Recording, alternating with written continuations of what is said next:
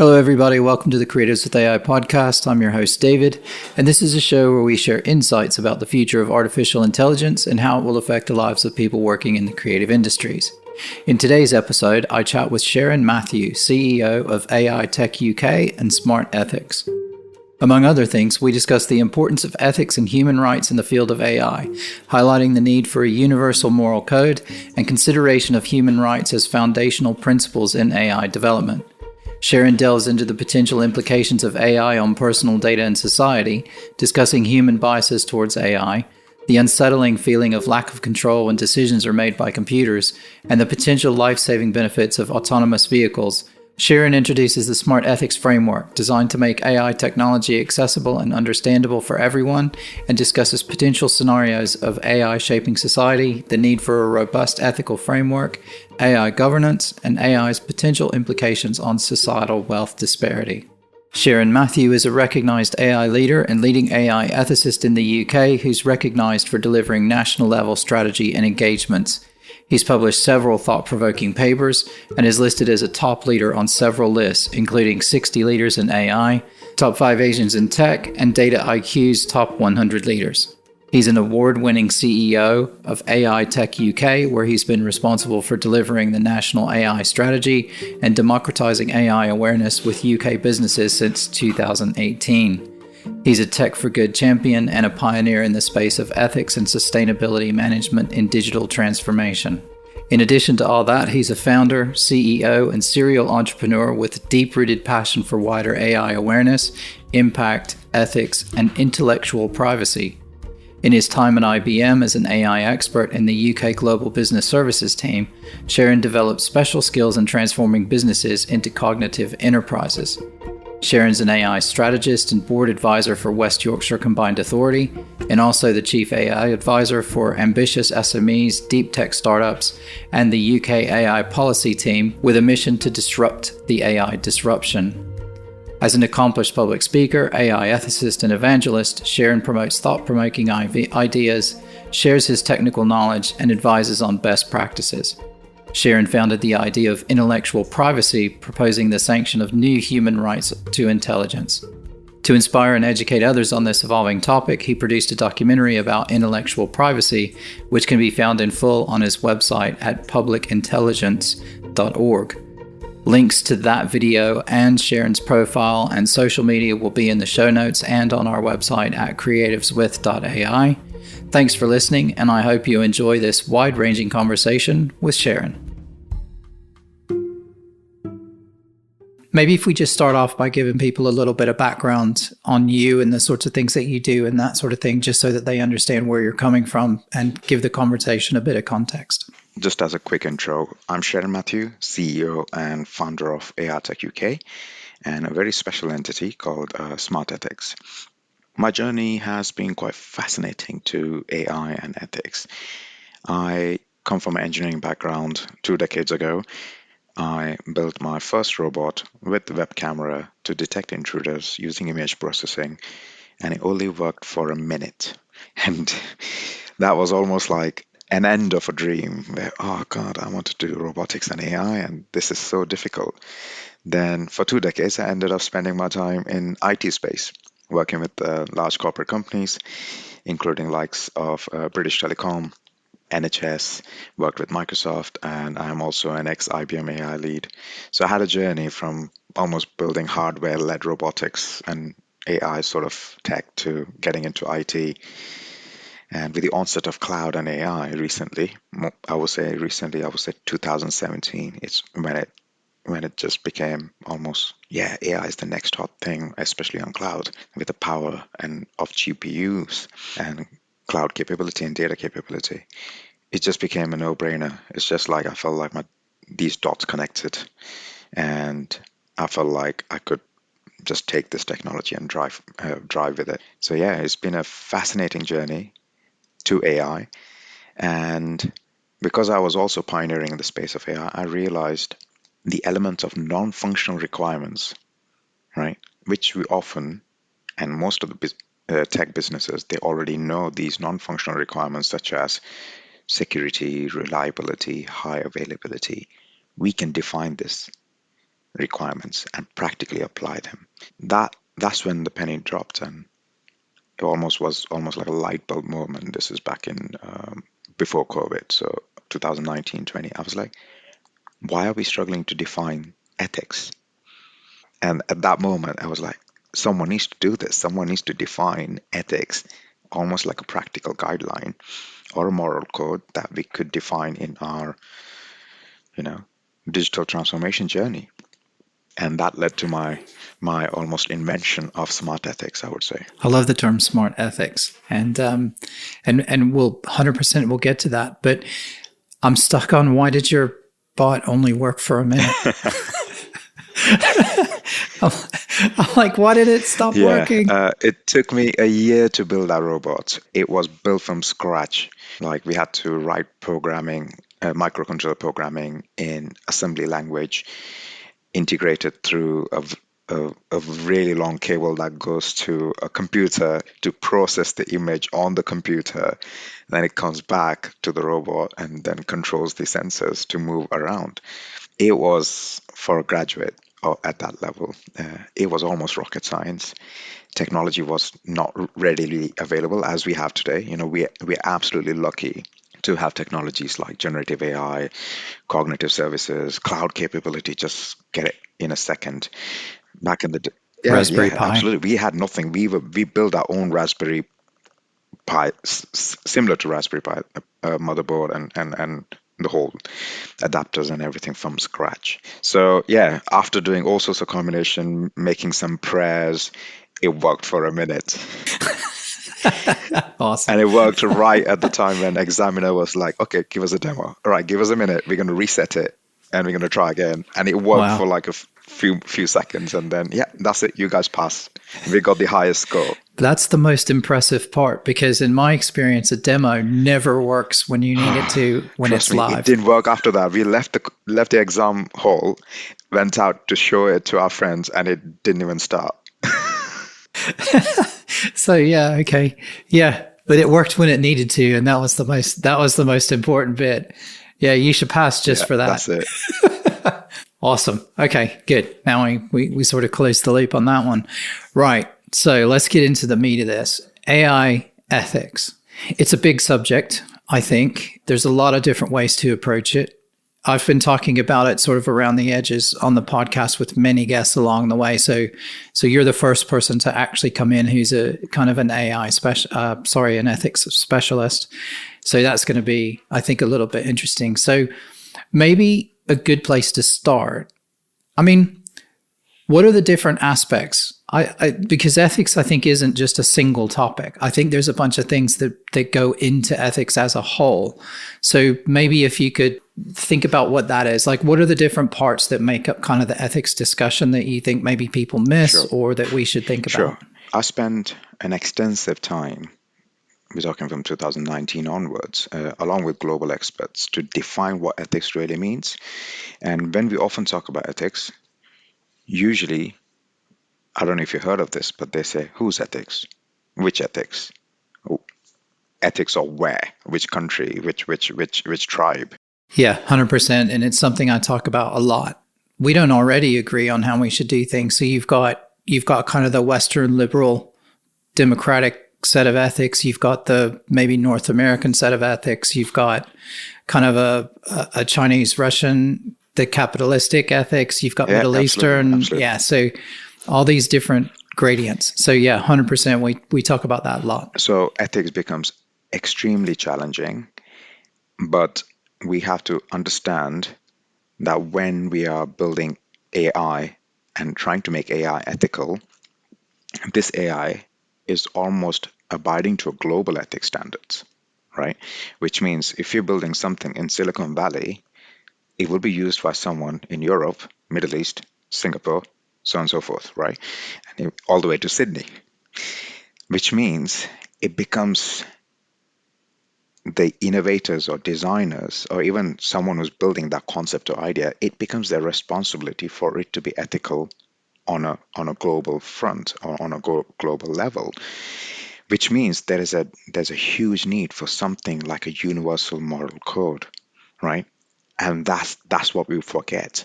And what happens is we end up focusing too much on framework A, framework B. Framework A has 5 things, framework B has 10 things.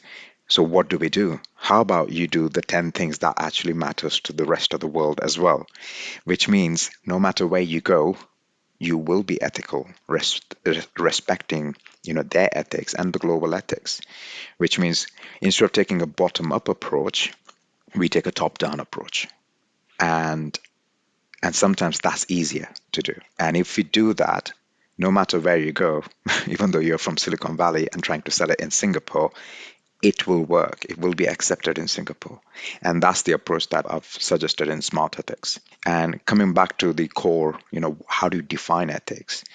We did a lot of research and found out that first and foremost, that every framework in the world should and must apply is that human rights. That human rights becomes the primary foundation, because AI is just not any ordinary technology. It is a very people-centric technology because it's playing with a very intimate concept, which is people's intelligence. AI hasn't got its own intelligence, so it's playing with a very sensitive entity, concept, or almost very personal thing that's very close to every people on this planet, which is our intelligence. Which means the key and the most important stakeholder when it comes to ethics is people.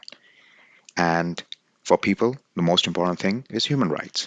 So if you just look at the lineage and the dependency of ethics and try to connect these dots, human rights becomes the foundational and the core principle and the first thing that you should consider. By building this AI, am I breaching any human rights, any privacy issues? And this whole human rights and privacy, it's a pillar or a chapter in its own in its own context. The depth is so huge. Yeah. Yeah, We can go into 100%. details of that, but that is just the first part. Then the next part, in my opinion, and what we found out through our research, is we often forget why we're building this. So the next part, which most of the framework often forget, these are global frameworks, by the way, they often forget that we don't even think about the intention and purpose of why we're building this new AI. Now, intention or purpose could be defined in many ways. It could be as simple as, hey, I'm just doing this for fun, right? To see if I can build this Rubik's Cube solving AI. Is there any benefit of that? Probably not, right? The next thing could be, am I doing this for exploration or research? Right, there is a potential benefit of taking that approach. Right, let's do that. The next one, which we often see, is as an augmentation approach. So my intention is to augment someone. And with augmentation comes a couple of other things. And this is where it gets really tricky. If you're augmenting an authorized user or stakeholder, then it's a good augmentation. But if you're augmenting someone who's not authorized or hasn't got the intellectual authority or control or manage or ownership of that risk, you creating almost a automation tool, right? That makes someone else powerful. And that's where the problem starts from a societal point of view.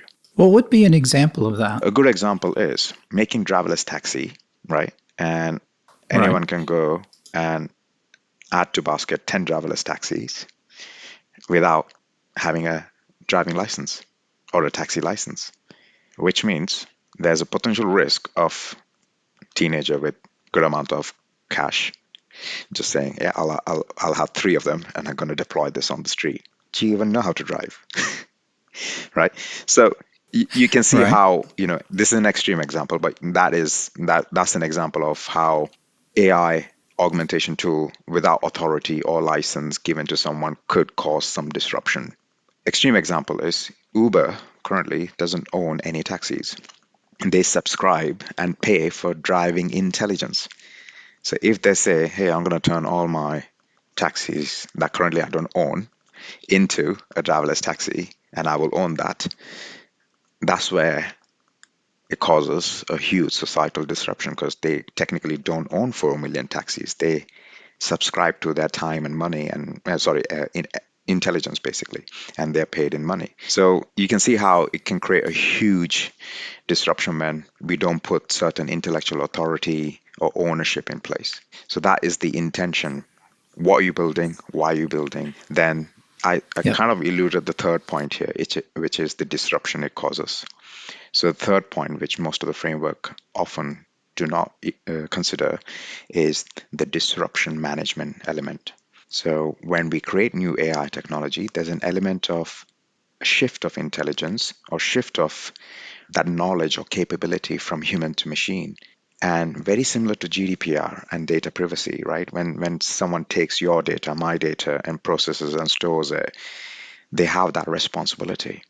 So what happens when our intelligence is moved from us to machine? And what we're saying is it's not a bad thing to do, but at the same time, you are responsible for being accountable in that space, thinking about the risk of that shift, thinking about potential consequences of that shift, and thinking about the loss of skills and opportunities that it creates as well. So you have to put a positive lens around it and see, can this be made better? Can this be managed as a positive change? Can I create more opportunities and more education around it instead of disrupting it? So it's almost Yeah. trying to use that shift in a positive way instead of, and at the same time being aware of the Right. risk of the negative impact. It's difficult, isn't it? Because if you think about the dual, a lot of people talk about the dual use problem, and particularly in AI, because it's like with anything, right? Like we have knives at home Yeah. that we use to cut food and to put, I don't know, butter on our toast and everything else. But most of the time, those things are used for positive things, but they can also stab and kill someone. Cars are the same thing. Cars get us around most of the time, hugely, insanely dangerous. I ride a motorcycle every day, even more dangerous, but it's more fun. So there's a bigger upside, but then there's also a potentially larger downside Yeah. as well. And I think for me, it feels like that a lot of the discussion around AI, not just not just considering ethics, but also considering not just the way the tools work, but it's everybody holds AI to a much higher standard than they do other humans, which I find really, really interesting. And I want to get a psychologist on to talk about the psychology of that, because I'm sure there's some really complicated human psychology in there. But I know what you mean. And how easy or difficult do you think that step is? Because we had huge unintended consequences with social media that I think people never even considered. It was just, hey, it's great. People can go and talk to each other. And it's spun out into this thing where we now have, bad actors influencing behavior in other countries. And, how easy or difficult do you think that is in practice to do, I guess? Going back to the first point, AI is very intimate technology. Very similar to social media, as you said, it became very personal at one point where our personal data was being used as data or product, in fact, without naming the big brands who exploited that. But we know, We know who know they who they are. are. In a similar way, we'll get to that point of acceptance where we will become, as human beings, more aware that our intelligence is a product that is being used. And we should be protecting our intelligence, just like we protect our data and identity, right? We don't have the awareness right now that if I wear, this HoloLens that can track my iris, the amount of information that you can track from your iris tracking is insane. It's almost like insight into your inner portal of inner or your inner being. Like it's like your emotional window just being opened to technology, giving that, insights into when you get excited, when you're lying, and all this subconscious thinking gets captured by technology, which is very, very, invasive.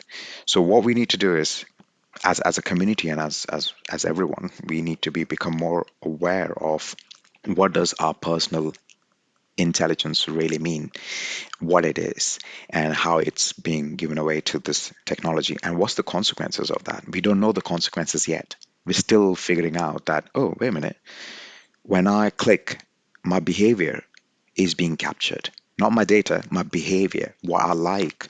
I like strawberries and it knows that, and I'm going to be, profiled for that, right? In a similar way, when our intelligence is given away, we need to become more conscious of it, and it will take time.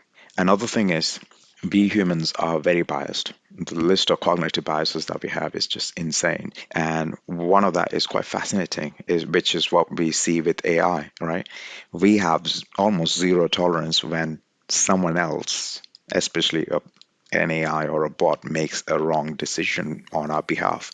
We haven't accepted that yet. I would say, yeah, Or I would say driverless cars as yeah, go on. driverless Yeah, yeah, cars are more safer than humans driving, but we haven't accepted 100%. that. And it's interesting because you said when it makes a wrong decision, but then you get into this is slightly more philosophical, but you get into the sort of Buddhist concept of Mhm. emptiness because a decision is just a decision. Whether that decision is right or wrong depends on Yeah. who you are and what the circumstances are. So there's a huge, I think it relates to the lack of control. I think people like to, there's a certain amount of control that comes when a human makes a decision. And I don't think people like not having some sort of control or knowing that some other human has control, even though, like you said, in most cases, the computers probably make a better decision Yeah, most of the 100%. time. And we're going to see this. I do a lot through some of the smart city stuff work that I've done in the past. I've worked a lot with looking at autonomous vehicles and the trials and things like that. And you're absolutely right. Broadly speaking, they're way safer than Yeah. human drivers. And nobody believes that because what we haven't seen yet is a whole transport system run by just autonomous vehicles. So if you had a system because it's the humans that are the problem and it's the humans that make the mistakes. And if you had a system, I think there's some towns being built. There's a few all over the world, and somebody will probably point out that they haven't been built yet. But I'm pretty sure there's a few entire towns that are being built with, to test all the IoT functionality, but also, what is an actual autonomous kind of transport system look like? So if buses were autonomous, all the cars, all the taxis, all the everything, and how would that work? And how many accidents would you have and that sort of thing? So it's going to be really interesting. But I saw some stat that said that if there were 14% of vehicles on the road were autonomous vehicles, that would reduce the number of accidents and deaths on the road by 50%. I kind of agree with that. I had an incident a few weeks ago where police with siren on just got into, with blues and twos on, got into this side of dual carriageway, and everyone just went on the extreme left. And as we do, we all pulled out back into the right lane. And I got bumped by a guy trying to overtake me as soon as there was that free space. So clear disruption was in my blind spot. And I was like, oh, if it was driverless car, we would have both avoided this incident. Or if it was a connected, Yeah. I don't know, ecosystem of cars, this would have been managed in a quite efficient manner. So I can see, and I totally am a big advocate of technology for good and for creating a better planet and safer planet. But yeah, the opportunity of tech is just huge, huge.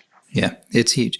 Right. Okay. Sorry, that was a slight little diversion. So I think we were talking about risk evaluation was sort of, or it was disruption management and then risk evaluation where I think where we left off. I see as for ethics, there are many frameworks, there are many schools of thought, there are different criterias. Some framework have 10 pillars and some have seven, some have three.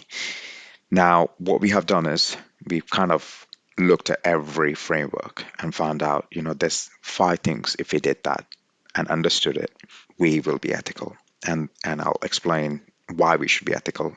But first and foremost, it's this 5 points. If you just understand that or make these five pillars core element of your AI governance and design process, you're good and you're globally aligned. So first one was rights and privacy. Next one was purpose realization, defining why you or building this.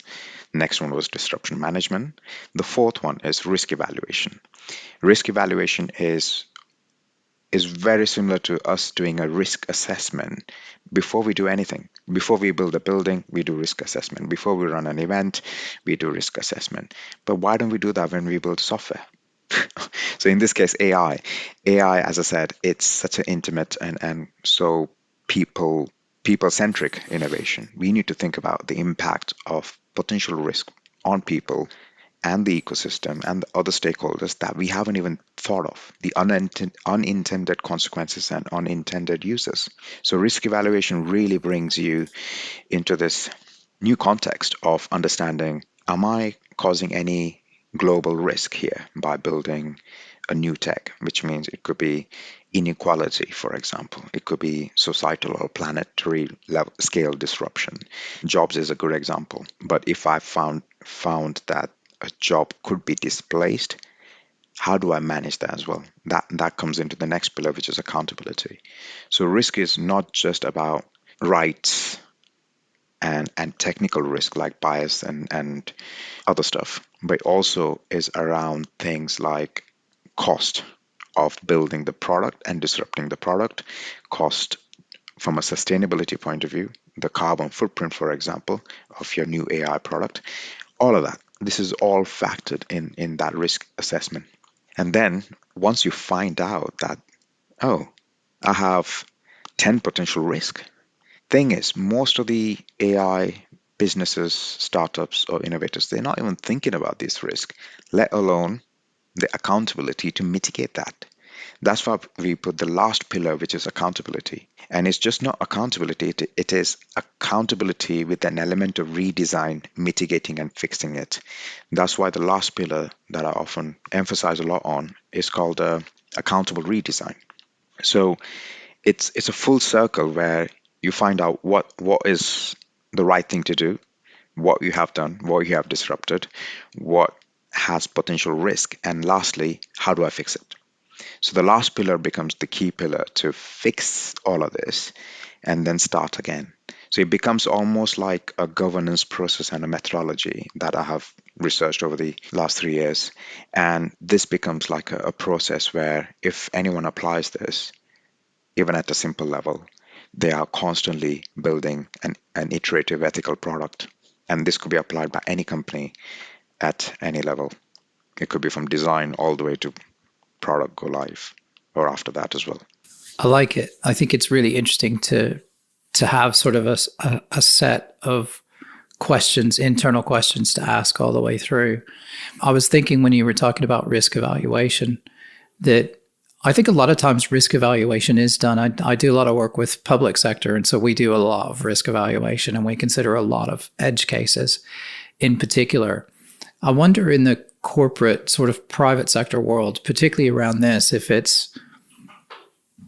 do you think that the reason maybe it isn't done as much is because it's too expensive? Or do you think it's just because doing that risk, this is a really cynical view, but it's almost if you do the risk assessment and you write it down and you acknowledge that that's there, then you have some sort of liability for it.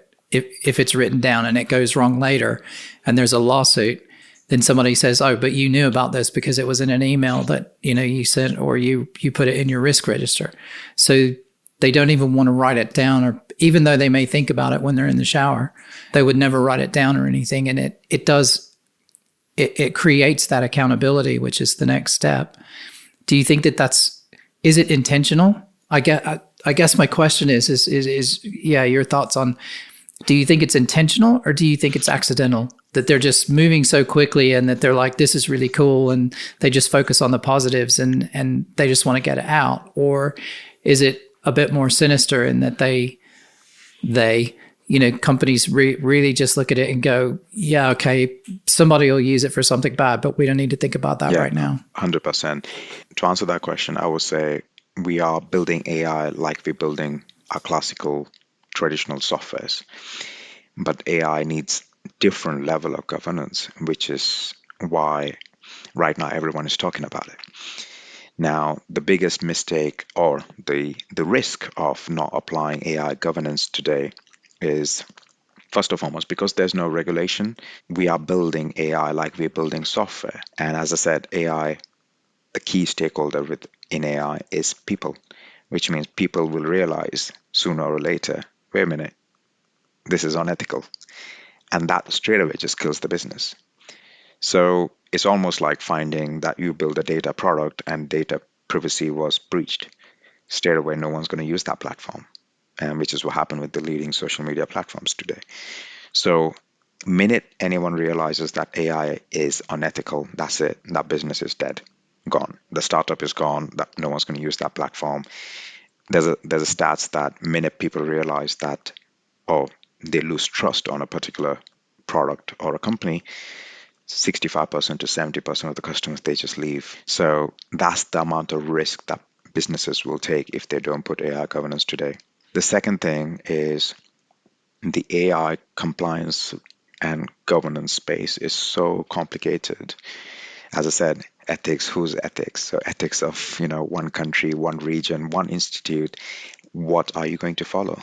So it's so confusing, and everyone's saying almost the same thing, almost like everyone has their own commandments.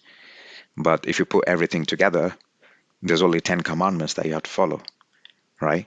So Yeah. what's happening right now is no one has agreed to that 10 commandments. So with our smart ethics works, that's what we're trying to put together. Look, there's 3 there, there's 5 there, there's 7 here. Altogether, there's only 10, right? Just follow this 10, you'll be all right, no matter where you go. So we're trying to simplify ethics in that way. Lastly, Yeah. going back to your point of, let's make it quickly, make fast, break fast, we'll see it later. That's okay for certain type of software, right, where the risk is low. But what happens is over the period of time, 5, 10 years down the line, you will realize, oh my God, there's so many unintended risk to unintended users. And that at the end kills the business. And thing is, we know what it could be. It's just that we're not thinking proactively. And no one has that capacity right now or the foresight right now. And again, what we have tried to do through smart ethics is trying to give that foresight. Could this happen? Could that happen?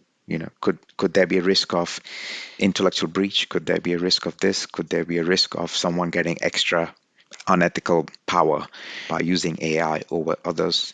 So these are the things that we have to think about it now, because right now there's no regulation. I have a friend who says he quoted something very fascinating. It's like there's no speed limit on Mars, right? Yeah. Love it. And similarly, like if you're driving in a desert for a safari, you will still put your windows up, seatbelt, headlights at night. You will follow the general safety procedures. What I'm trying to say is right now, it's a bit of a Mad Max sort of setup when it comes to AI, like Wild West or Mad Max, whatever you want to call it. That doesn't mean you're going to build anything that is there to just take a very capitalistic or a very competitive approach. You still have to think about community, because the key stakeholders, going back to the original point, is people. So you got to have an element of communitarianism in the thinking and in the business approach as well. There are 2 things in there. One is I want to come back to the sci-fi reference to Mad Max. So I apologize to my listeners because he brought it up. So it's his own fault. And I'll come back to that one in a second.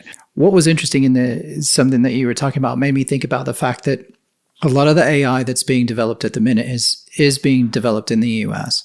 And being American, I kind of know what it's like coming to Europe. And there is a point to this. But when I moved to the UK, everybody was much more cautious with their personal data and that kind of thing. And I never really understood that, because being American, it just isn't as much of a thing. I just didn't really understand that sort of side of the cultural bit. And it wasn't until I'd been here for a while, and then I had talked to a few people, and, then I started to realize that obviously we had a whole world war over basically people's personal information. And that's how people were targeted to be round up and murdered, was based on things like their religion, their sexual orientation, that sort of thing. And so there's a much more visceral connection to how personal data can be used in a bad way in Europe than there is in the US. And Americans, it literally just, at least, when I was there and I grew up there, we just never ever had that connection because it's never happened in the US like that. And so it's a really great point. And I think it's one of those things where that's just something that someone in the US, in Silicon Valley, may not even really consider seriously. They go, yeah, personal data. And they tick the box because they're like, yeah, okay, I don't want somebody to have my credit card number because they might spend some money. But they don't think about somebody knowing what religion you are or something like that. What is your health information? Like, I never really understood, like, why does anybody care about your health information? But, you could be singled out if at some point, and that has happened. There is a precedent for that happening in history. And so that's one aspect of where I think it's quite interesting, and that there are huge differences between cultures just because of experiences like that. The other thing was, right, Mad Max, you brought up Mad Max. So how do you see this playing out over time? So, like you said, we're in a Wild West situation at the minute. There are no real laws or any regulations around this. Everybody's just kind of doing whatever they want to do. So there's sort of three different directions this can go. There's the Star Trek version, that's the utopian, peaceful society. We become technologically advanced. Computers and AI are around. We use it in our daily lives. There's no real need for money because everything just gets essentially taken care of for you. There's the Mad Max version, which is society completely falls apart. There's some sort of massive, civil event or whatever, and we end up back, taking a few steps back, and it's chaos. And then there's the Blade Runner view, which is kind of the mix where you've got, and my last guest, Keith, who I just spoke to, and his podcast will be out soon, or actually just came out today. But Keith was saying, it's going to be like the thing where, like, rich people are going to have real pets and poor people will have AI pets.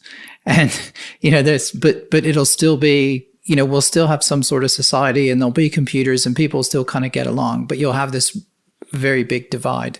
So I'm curious to know where you think we might end up. And that's a long-term question, obviously. That's not a 10-year question. That's a 100-year question. And I think, and I believe the answer is not easy. And it will all settle down. It's almost like, just think about plastic, right? What we're seeing today is AI pollution. That's what I call it, AI pollution. There are good AI solutions, and then there is proliferated AI pollution built on APIs and chat GPTs and generative AI stuff. And that's what we're seeing. It's so intense. It's so proliferated. There's so much going on. And when you go to use any AI product, you're taking a minute there and like, wait a minute, which one do I use? They all pretty much do the same thing. They're all calling APIs. Which one's protecting my data? Which one is compliant? Which one's regulated? We don't know. So going back to the plastic example. So when plastic was almost invented and launched, everyone loved it. Everyone just jumped on it.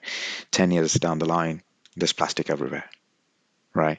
It became people's and government's headache to clear this plastic. Now, one thing quite powerful from this lesson about plastic is a waste product from petroleum industry. So what should have been regulated? The petroleum industry should have been regulated at the first place, not people. People ultimately realized, oh, right, if I use this, I'm killing my planet, but who should have been regulated at the first place? Petroleum industry and the plastic manufacturers. So we're seeing something similar with AI right now. And going back to the original question, will this stabilize? It will stabilize. And as probably I would reference back to Keith, there will be that trend of someone will use a plastic product, someone will use a timber product, and someone will use a glass product. And who can afford what, they will have that. So AI will have its place in the society. It's just a matter of time, 5-10 years down the line, where certain people will say, look, I prefer the authentic way of doing it, and it's going to cost you, the cost of an oak table is X. If you buy a plastic table, it's going to cost you that. So I think it's going to happen sooner or later that artist, for example, will say, look, I'm using AI, it's going to cost you 20 quid. If I use oil paint and my time, it's going to cost you 2 grand, right? So that is definitely on the roadmap, but I think the society will adapt to it. So it probably will be a bit of a hybrid of what Keith has said and also the Star Trek world, the utopian world, in my opinion. But yeah, it's just a matter of time. I'm hoping for Star Trek Yes, personally. same. I think it'll end up as Mad Max. It's Mad Max right now, but yeah, we're hoping that we can get somewhere in between. I think it's Blade Runner All right. now, where we've got, some people are doing it. We've got big divides in society. We have, I think there's a lot of, the gap between, I think we're losing the middle class. And I think what we're getting is we're getting a very high end and we're getting a lower low end. But how that then plays out at some point, in the future will be interesting. I think it'll also, going back to the data privacy thing, I totally get it. But then I also, at the same time, I want a personal assistant that's an AI that knows everything about me and that can do stuff for me. And I can just, it will know the things to do. It will renew my driver's license for me. It will it'll renew my passport. It'll do all the stuff and it'll tell me things that I need to do. It can be proactive and it can say, well, your passport's due to be renewed in 12 months. You need to go get a picture and upload the picture and then I'll do the thing for you. And it can just take care of it for me. And, it can just help me. And I can say, look, I want to go to dinner. I want to go to an Italian place. Can you sort something out and send an invitation to my wife and just have it do stuff, but it needs to know about me to do that. So, but at the same time, then you don't want that shared with anyone else. So how does it actually work? And I think that's kind of the holy grail. If I can have a small personal assistant that I can give all my data to, but that it won't share with anyone. I don't know how that all works. But I feel like we're still in that point where people want both. They want the best of both. They don't want anybody to know any of their information, but yet they want to have a tool that does know everything, that will do everything for them. So I don't know how that's gonna play out. What do you see? I'm conscious of time, so we're a couple more questions, and I'll let you go. What's the biggest risk that you see in the next sort of 5 to 10 years? First and foremost, I feel like Wesley Snipes now. Trying to take the battle against the bad AI practices. The biggest risk is, in my opinion, going back to the term intelligence. Intelligence is very core and intimate aspect of humanity and people and each and every one of us. Intelligence is what gives us our identity, defines us, who we are, right? And sometimes people don't understand what intelligence is. We take it for granted. We take it for granted to even cross the street. That we put intelligence in place.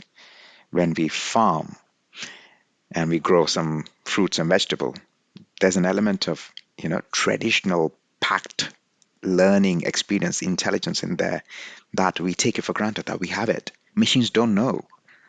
Machines don't know any of these basic things that we take it for granted. Driving, for example, hitting a ball, right? Or free kick.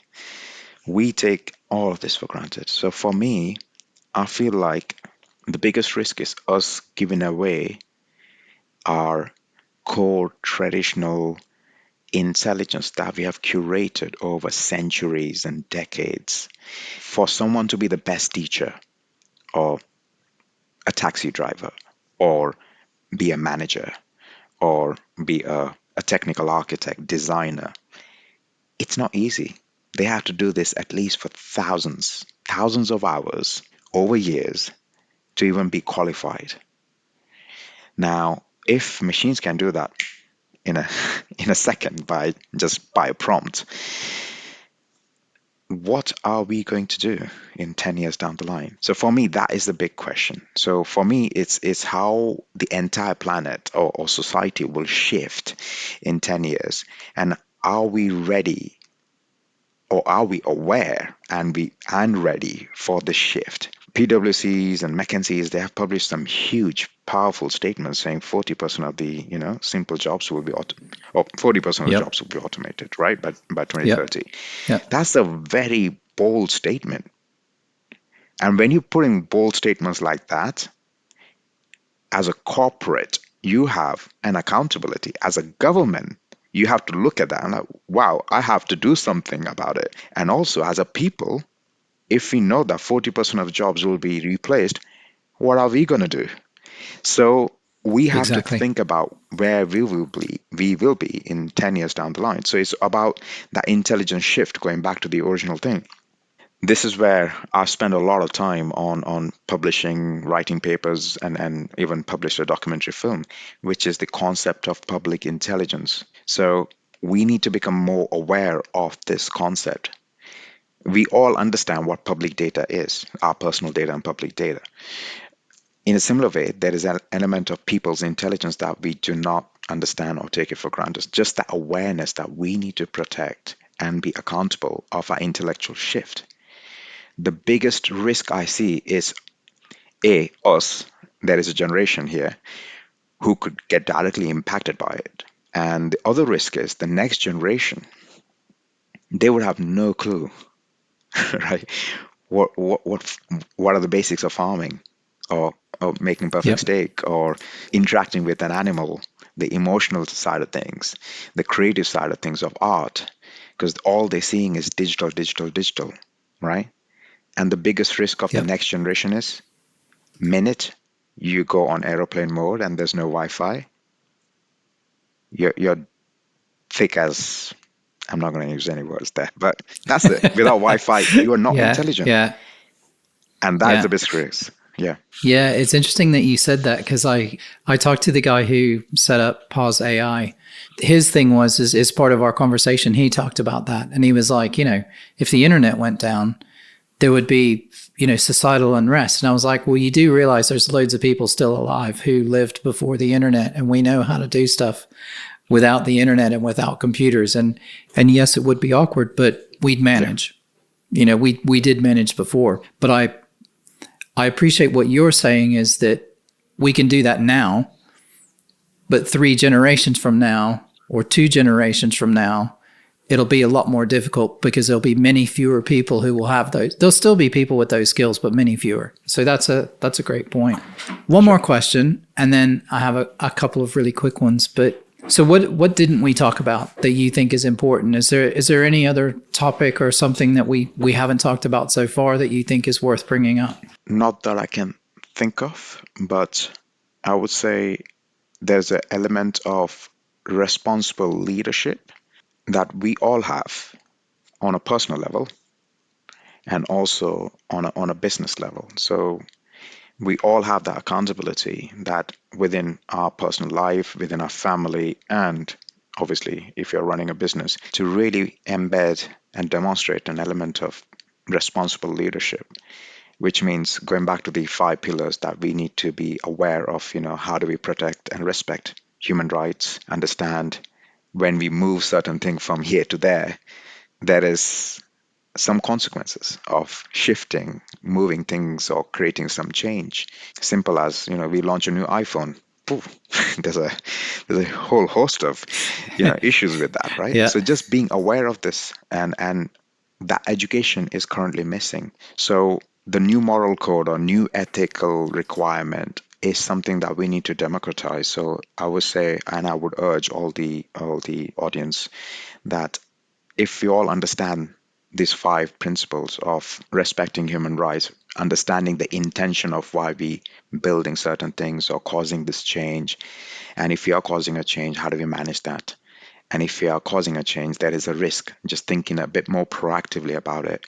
And lastly, being accountable. These 5 things really makes us responsible. And if we as an individual or a family owner or as a business owner, if we do that, it becomes a culture. So ethics should be a culture. It shouldn't be an afterthought. 100%. And keep listening to the podcast, because this is literally why I started the podcast in the beginning, where it's to raise these issues, but particularly around the creative industries. So, right, couple of just very quick, easy questions for you. In your mind, is AI male or female? What's the voice you hear when you hear AI? Do you hear a male voice or a female voice? I think I hear female voice. It's because maybe I'm biased. I like to hear that. Interesting. It that way. Yeah. Yeah. No. Okay, cool. That's good. And when you have an AI digital assistant that can do everything for you, what do you think you would name it? Her, yeah, I guess, yeah. since we've established that it's female. I would call it Eliza, the first AI NLP engine that we had. So yeah, Eliza. Love it. Eliza, that's a great name. Cool. Sherin, thank you very much for your time today. I really appreciate it. And I genuinely believe that you've raised some really interesting topics and ideas for people to think about and to give people some context on how to think about AI. Do you want to get your plug in for your smart ethics bit and everything here at the end, and people can go and check it out for themselves? So the framework is open and accessible to everyone on smartethics.net. And it is the 5 pillar that I mentioned, which is built by looking at international standards, framework, and guidelines, and really unifying it and making it easy and understandable for everyone. What I mean by sustain, ethics management process or methodology doesn't exist right now. So we have pioneered in that space, put a lot of effort and research to unify and converge all this confusion and make it simple and accessible for everyone to consume. Brilliant. And I'll put links and everything in the show notes anyway, so people will be able to find it afterwards. So thanks very much, Sherin. Pleasure. It was brilliant. Loved it. Cheers. Bye-bye. Okay, folks, that's a wrap on another amazing episode of Creatives with AI. Thanks so much for joining us today. We really hope you enjoyed the conversation as much as we did. If you want to stay up to date on how all things related to AI is impacting the creative industries, then be sure to subscribe to the podcast on whatever your favorite platform is. We're on them all. And follow us on social media. We're on mainly Twitter and LinkedIn, but we're the same handle everywhere, which is @Creatives with AI. We'd also really appreciate it if you could just take a minute to leave a rating and a review on Apple Podcasts or Spotify.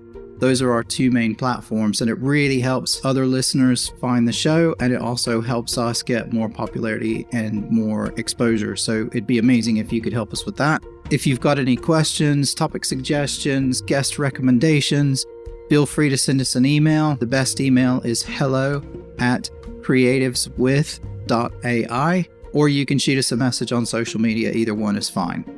We love hearing from all of you, and we can't wait to bring more exciting episodes in the future.